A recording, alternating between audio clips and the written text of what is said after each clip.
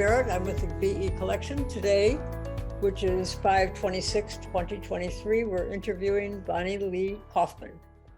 And your occupation, Bonnilee? Well, currently retired, but I was a educational diagnostician / learning disability specialist, special ed instructor, working for the California community colleges. That's the most recent thing, and I retired from that. So if you were to start with your initial occupation, like mine would have been car hop, where would you go and how did you progress? Initially, I was the worst coffee shop waitress you could ever have. If you ordered a hamburger, I gave you a hot dog. If you asked for the hot dog, I gave you the hamburger. I had a thing with the letter. If the letter was the same, I would beg people to please eat it or I would be fired. And if I had to return it one more time to the kitchen. So that was the beginning of working papers and working in a coffee shop and literally getting joints, marijuana as tips under the napkins. And that's when I was 15. Really? Wow, okay. And that's when I was around 15 years old. Yeah. And that's when I learned about the tackiness of the male species, I must say. Really? Because it was a coffee shop. It was called a truck stop coffee shop. Mm-hmm. And it was mostly male clientele coming in, and they were tacky. And I didn't understand it all the time. I was a little innocent and a little naive. Mm-hmm. Yeah. But that's how I started. I started working there. And your occupation, you said when you did. Well, somehow I always ended up working with people, I guess.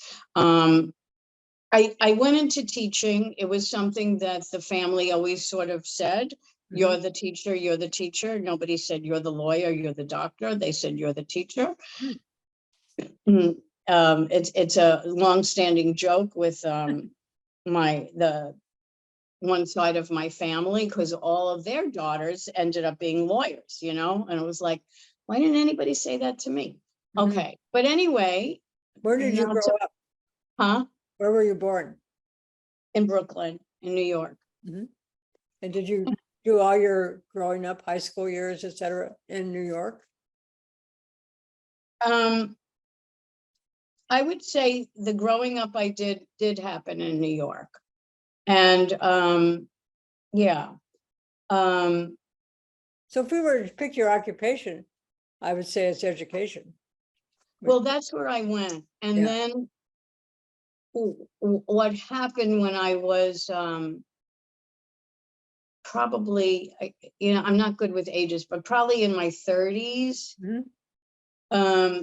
And I realized how stifled I was as an educator in that system and my reluctance to be out. And no matter how much I joined, like, you know, gay teachers associations or whatever, I had a lot of reluctance to be out in the field. And so I went to school and became a licensed cosmetologist, which I did part-time for years and years.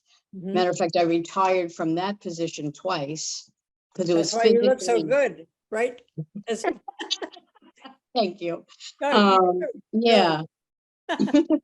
That's very funny. So I got to be out. I got to have gay clientele. I got to, you know, I did it part-time. I got to have fun with it. I felt like an artist. I felt like I was being paid for my art. It helped balance my life. But I would say I was extremely compartmentalized, probably to this day. You know, the way that I figured out how to live safely and without being caught in a question that was uncomfortable for me. And even "how are you" used to make me like, I don't know how to answer that, you know. When were you aware of your sexuality not being what was being preached, so to speak? Well, I would say I was young. And I have a poem. I do write poetry. I like to write. Um, I do have one piece that's like one version of the truth. And one version of the truth is in kindergarten, you know, when we were doing skip, skip, skip to my Lou. And I wanted Robin and I did not want Albert. And the teacher was always trying to put me and Albert together.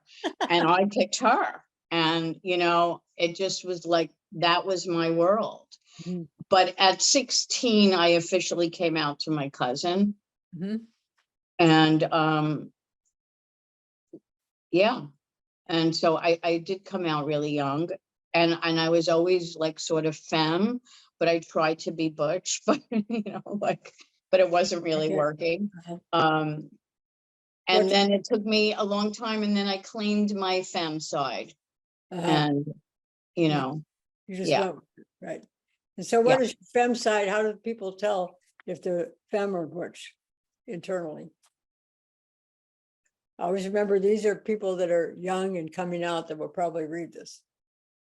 How do you tell Yeah, who you are? You mean who you are right. instinctively? I Uh-huh. think I think I'm very much both. Uh-huh. And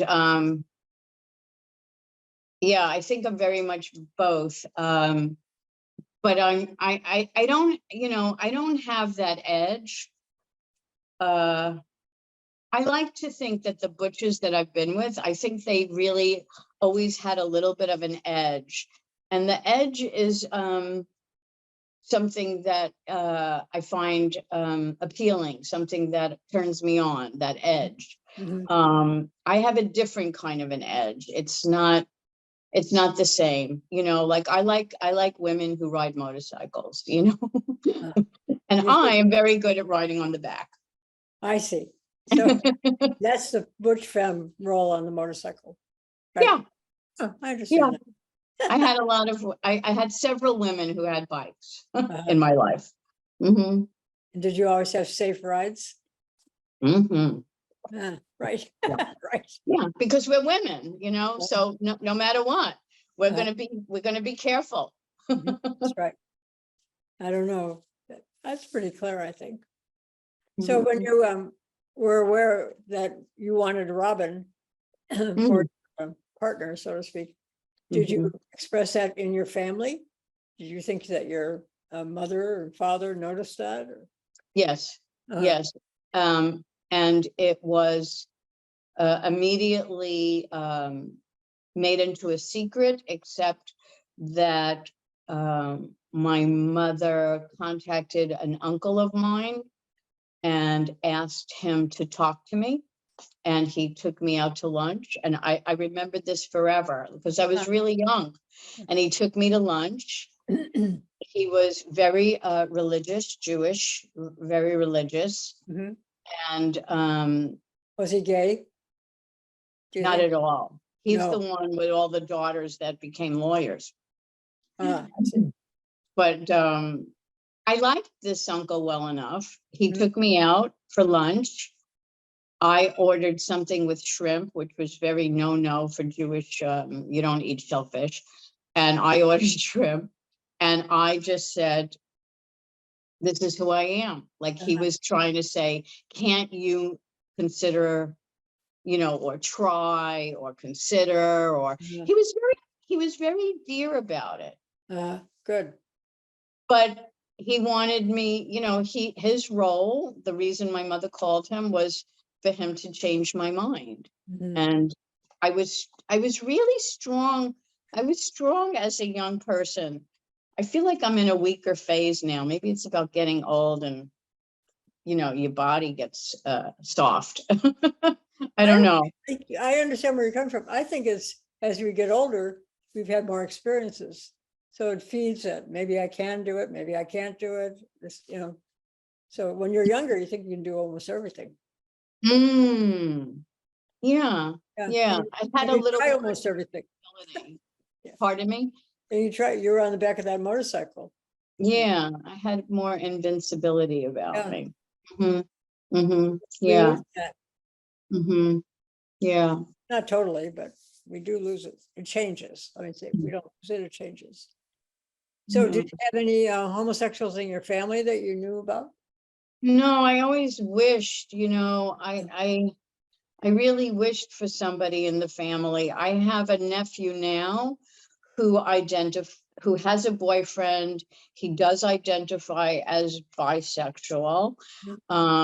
And I said to him, I would have loved to have had me in the family, like growing up. And but he is of such another generation that he's just like, yeah, whatever, it's cool. I mean, he visits me. It's very wonderful. He's 21 and he visited me recently. And that's very wonderful. But he doesn't, he didn't go through the same thing. And when he came out to my sister and brother-in-law, it was just like they were just kind of welcoming, open-armed, and yeah, That's great. yeah, very, very, very different. Mm-hmm. I definitely got kicked out. Did you? I got kicked out eventually. Yeah, I did. But as you read these stories, you'll find several people had their baggage at 17 waiting for them to leave, packed by their mother. Yeah. So Yeah. a change of environment was part of coming out. Exactly. Yeah. I was always running away, so to speak. I was always leaving. Yeah, because for me, it was more of the environment was not conducive to my growing in a good way. So I needed to leave even before they were saying you need to leave. It was too hard. And the main thing about that for me is just that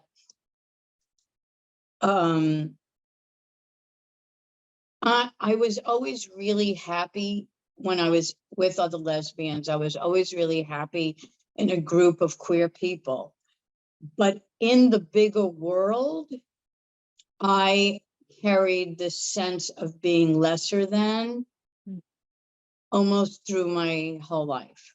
And the fact that I felt lesser than when I was in let's say the real world, like the whole world, that is what shames me. That I carried that I couldn't cut that away. That's a good point. But what fed that, do you think? How did it develop? That's from the family. That's from the family. That's from the reactions. That's from people in society, in the world. I think, but definitely a value system from the family. And who in your family was most accepting and who was most disapproving? They took turns. Give everybody a chance, right? Yeah, they took turns. Yeah. I'm laughing. It's not funny. Well, I could laugh about it too, but there's something about having retired. I retired, it's not a whole year yet. I retired in August of 2022. So it's coming on a year. Right. And since I retired, I have literally sensed like this, that I am the most authentic I've been almost my whole life. Like I feel like now I just say it to whoever. I talk about that I was published in the Journal of Lesbian Studies. I just sort of announce things in ways that I didn't or felt incapable of previously. Do you think you were not even in a relationship? But were you incapable, or did you not own it? It literally couldn't, like I couldn't get it out. It felt like a little of everything. So now you're in a good passage. Say it again. Now you're in a good passage. Yeah, I think so. Sounds like it. Yeah, I think so. I feel like it's less, I feel less compartmentalized. I feel less divisive within myself. The things that I did happen sort of naturally. but it was, like I say, it was just so many compartments to be in control of, and lock this one before you open that one, and lock 3 of them before you even, talk to that person. It was a lot of work. Sounds like it. It was a lot of work. And yeah, it just was. Did you go And there to were counseling? moments that were great. I'm sorry, we talk on top. Yeah. Yeah. Did you go to counseling while you were in this process of compartmentalizing and opening doors and closing windows? I did a lot. I probably spent a college education on therapy, Like, Yeah. but I did a lot. I found it to Um, be helpful. Of course, I'm a therapist, but even before I became one, I was thinking about killing myself. Then I thought, well, I'll go to therapy. I was sure I'd be locked up, and I wasn't. So, wow. yeah. Wow. Because you're young, even if you're not chronologically young, you're young to the part of being homosexual and acknowledging it Mm-hmm. and living it. Yes. Mhm. Yes. And I think there's so many rites of passage that we don't have, that in and of itself makes us younger, or like sort of almost like a less mature adult. That's a really good statement for that. That's really, one woman we interviewed came out at 80. I mean, so Yeah. it is, that's a really good statement. I like that. Mm-hmm. Mm-hmm. Yeah, I feel like that's another thing that created a fair amount of shame for me, is that my way of being an adult in the world got stilted somewhere along the way. And But you didn't know the rules. To be a right, heterosexual, you knew the rules. You may not go along right, with them, but you knew what they were. right, right, Did you go right. to a lesbian therapist when you went to therapy? Yes, actually, I did. Mhm. I did, for, not always, but in Mhm. Manhattan, in New York. Uh-huh. My first real relationship, there were like little things that happened before for sure, but my first sort of serious relationship was about 7.5 years of this wonderful relationship with a woman that was 11 years older than me. Wow. And that really did help a lot. But I was so young, I was like, again, like 20, I think. I was like 20. I was a very young 20, but, and the fact that she was 31, oh my God, it was so different. That's a big gap, right? But I learned a lot. And that was a really good relationship for me. But I was teaching in Manhattan, and I couldn't come out to people, and it created a depression for me, that even though I had this wonderful love, and every weekend, there we were holding hands and having a really wonderful out life in that part of, my school was on the Upper West Side and we lived on the Lower East Side. So I felt very safe. Mhm. But the minute I had to go to work, I got like totally bent out of shape all the time. And I was a wreck. I would say I was a wreck. And it was a lot of therapy. Where did Like, you meet this person? I met her through mutual friends in upstate New York, where I was doing my undergraduate work. And at that time, educational goal was what? Education. I went to a school to become a teacher. And you did it. And I did. Yeah. How long did you stay in New York? When I wanted to leave Manhattan, I was maybe going to be 29 years old or something. And I thought she was coming with me, like I thought we were moving together. And then right. somehow she was like, when are you coming home? And so I don't know. So we broke up there, and I stayed in New Mexico. Mhm. And I wanted to find a girlfriend that was younger than me, and I did. Oh, did you? Like I Huh? wanted to switch it up. So you wanted to be the expert lesbian, right? Yeah, I wanted to be the Right. expert. How'd that go? That worked pretty well? It was fun. It was Uh-huh. fun. Yeah, Uh-huh. I just needed to do that. Yeah, How long did you invest in that? I stayed in New Mexico for 23 years. Wow. Yeah. Were you with that And same then I woman? just came to California like 15 years ago.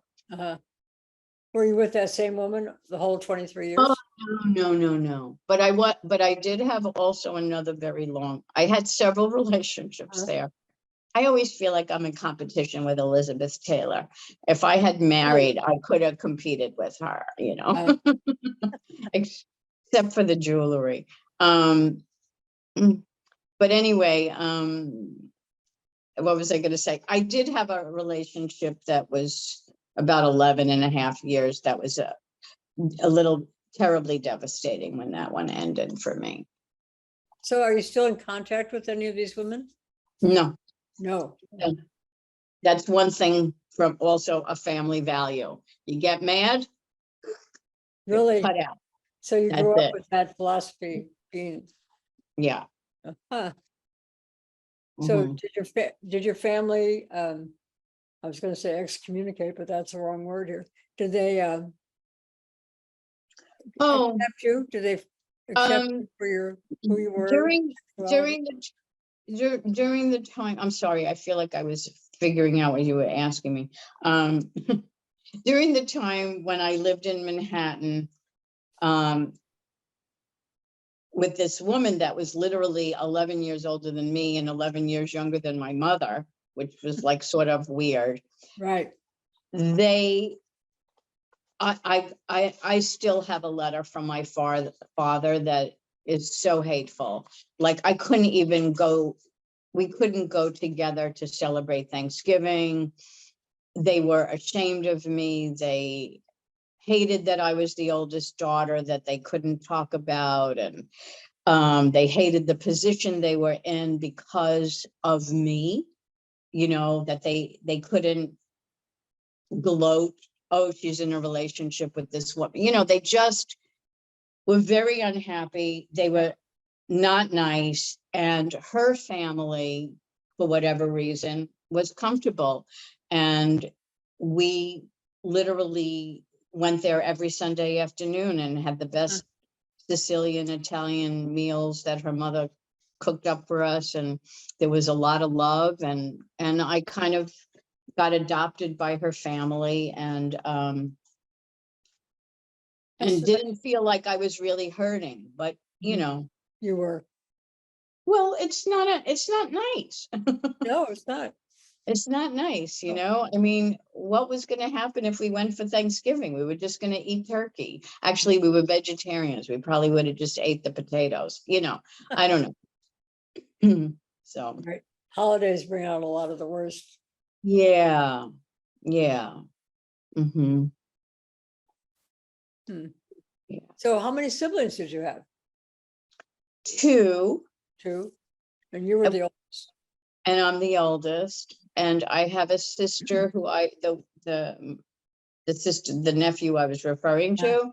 She's 12 years younger than me. And so we have a very wonderful relationship. And the sister in the middle, I haven't spoken to in like a lifetime, probably. Really? Because Yeah. of your sexuality? No, actually, she was really good about it. And that part about her was really good. No, I don't remember. I don't know. I think that my parents were a little difficult. 12-year younger sister almost had different parents. They were like a Right, little that's true. more mellow. Mhm. Yeah. And me and the other sister, we grew up with parents that were like I would say a little crazy. Right. Yeah. So it made for weird stuff. Mhm. you know.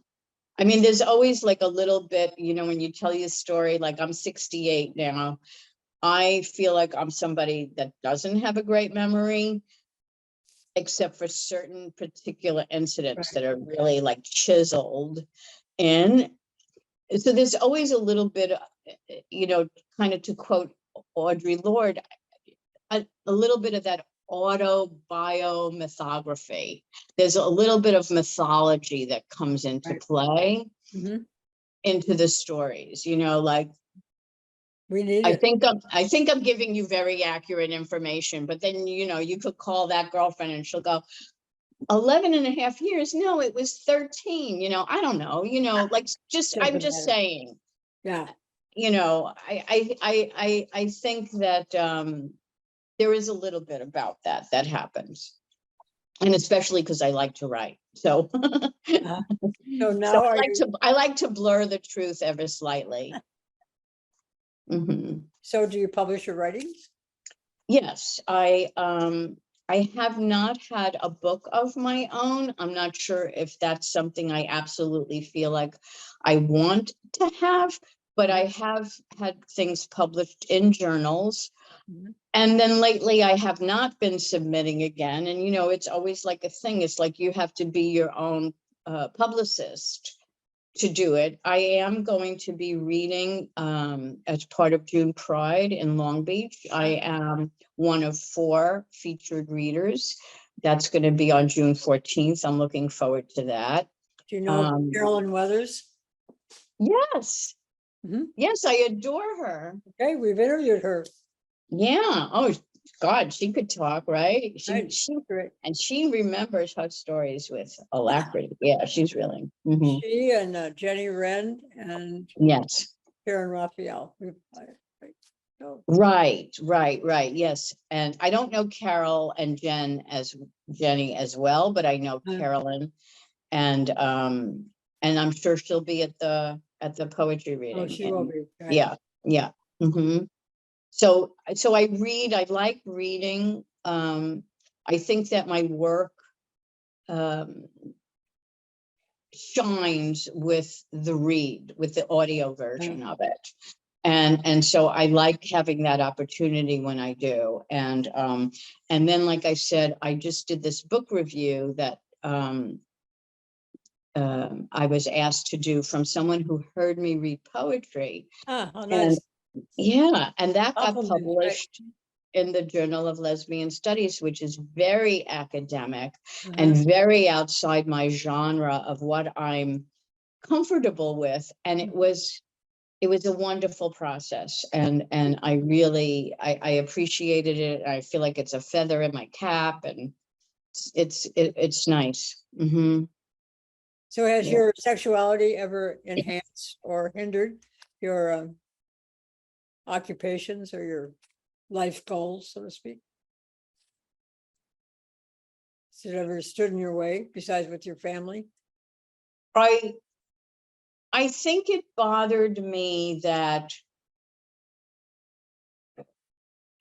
like I say, you know, when I was young, I literally got in trouble with the principal of the school I was working at. This is in New Mexico, because I avoided the teacher's lounge. And I avoided the teacher's lounge because I didn't know how to answer the questions. And literally, it would start with the "How are you?" And "Are you married to a man?" Oh, and really? "Do you have the Wow. boyfriend?" And I was My so gosh. uncomfortable Yeah. that I avoided the teacher's lounge. That's what I figured out how to do. And then I got in trouble for not being social. With the principal? And by the principal Wow. of the elementary school. And at that time you were teaching for the yeah, school? I was teaching Wow. in an elementary school as a special ed teacher. That's amazing. Yeah, it is. I mean, that's what I got called out on. And so, you know, I did the thing as the cosmetologist. I also segued from the teaching into becoming a diagnostician, which meant that I went back to school for more licensing, Mhm. and I learned to evaluate infants all the way through to adults. I ended up creating my own business. And so I Really? was a contract company. Huh. Two And then I did schools? not have a boss anymore or a teacher's You lounge. were the boss, right? Yep. Huh. And I traveled all over the state of New Mexico, a Mhm. lot of work on the Navajo reservation. And I just worked. They would give me a list of names of students that needed to be evaluated. Mhm. I would evaluate, I would write reports, and then I would go to a meeting, and then I would move on to the next kid, and or a different school or Mhm. a different contract. And that was all because I didn't know how to be social. Wow. Oh, Mhm. that's a good story. It's a Yeah, sad story, but I know. I very mean, honest. it was, Yeah. yeah, it like, it was two ways. Yeah. Yeah. Well, what an interesting career, though. Did you find it that way? I loved doing evaluations. Did you? Yeah. I still to this day, I think I was an excellent, because I'm intuitive. Mhm. And when I observed how somebody worked on the test, on the evaluative measure, how they handled things and what they did, I gleaned so much insight into their cognitive methodology and Mhm. what they were doing, that I could talk to them about their patterns and how they could try to make another part stronger, try to bring this one down. I could just really zoom in to each Uh, student. And I just was really, I felt like I was working using all of my other yeah. stuff, like my Great. spiritual side, Now as that's well. something to retire from, huh? Yeah. Do you still have Yes, contact with any of those people? no, No. no. And that's part of what I liked. Right. That's part of what the joy was for me. I Uh, would work with you and then bye. I mean, as the young adults, I will say some of them did get in touch with me, and so every once in a blue moon I would get like, you helped me so much, and da da da, if it wasn't for you, I had a few of those, and it was always wonderful if I got it, but it was also okay if I didn't. mhm. Because I definitely put my You weren't, all into it. you weren't in it for that. Right. Right. Right. And right. People would cry at the meetings. That's how I Sure. knew that I was Yeah. zooming in. I was so plugged in. Mhm. I was really plugged in. So do Yeah. you think you'll use that intuitive skill or knowledge now in your retirement when you go? Hmm. I found out, by the way, lesbians do not retire. Oh, what do Because we do? What do we do? Tell me, what do we do? Carolyn Mothers was part of the assistance with that. No, I thought, well, the segue is we start with coming out, we do a coming out series, then we do this, the main interview. We do couples things anyway. So then I think, well, what do you do next? You retire. And so I gathered a few older lesbians into, and I found out we don't retire, we do something else.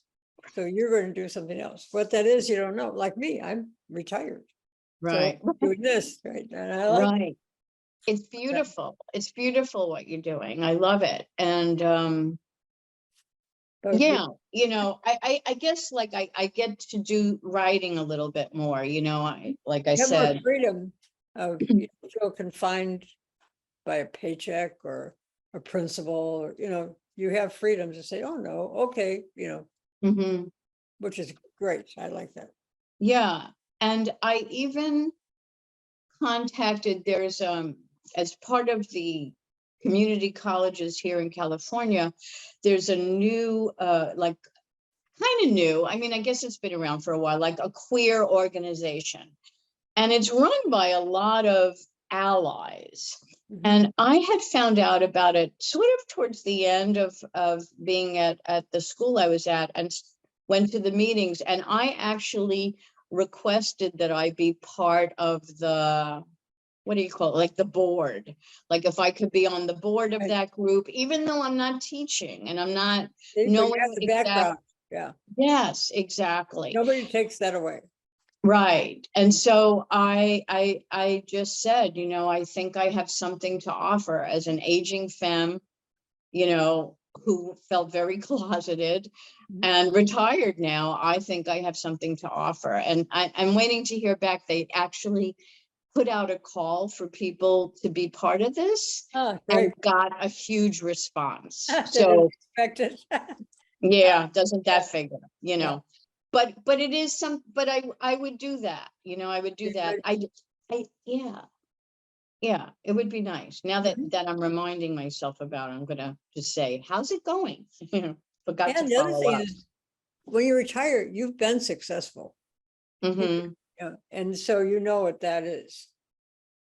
Yes, maybe there are things you wanted to change or would have done differently, but you're ready to now to take what you know and open the door.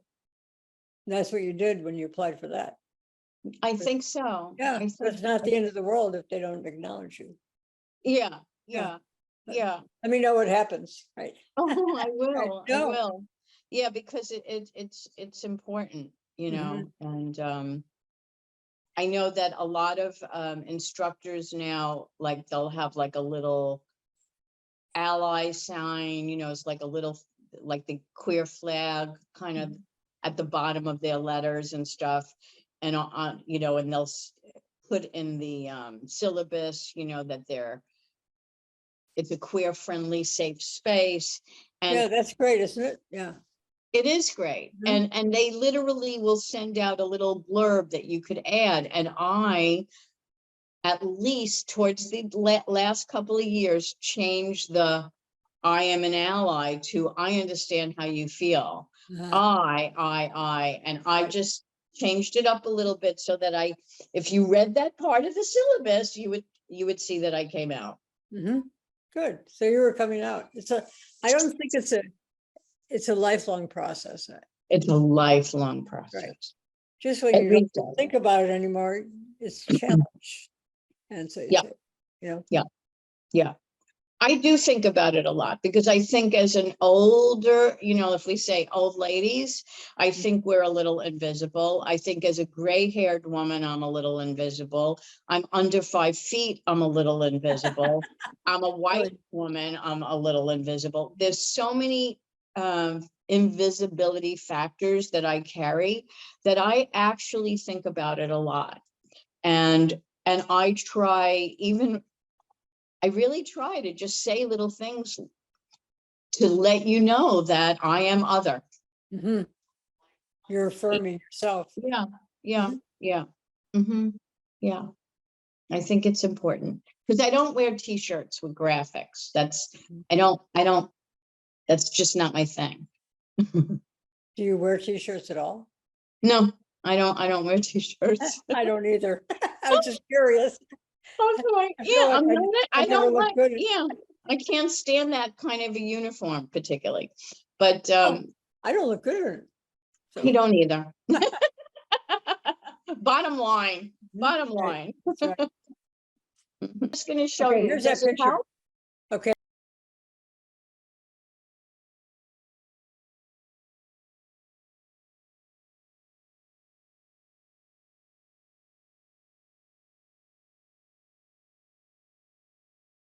Coming out. How old were you then? I think like 19 or 20. Ah, I wore the flannel shirt I like. mhm. Yeah, yeah. So if you So, knew that you were told or you knew that you were going to die soon, how would you like to be remembered? wow, that's a killer question. Um, yeah, I would like to be thought of as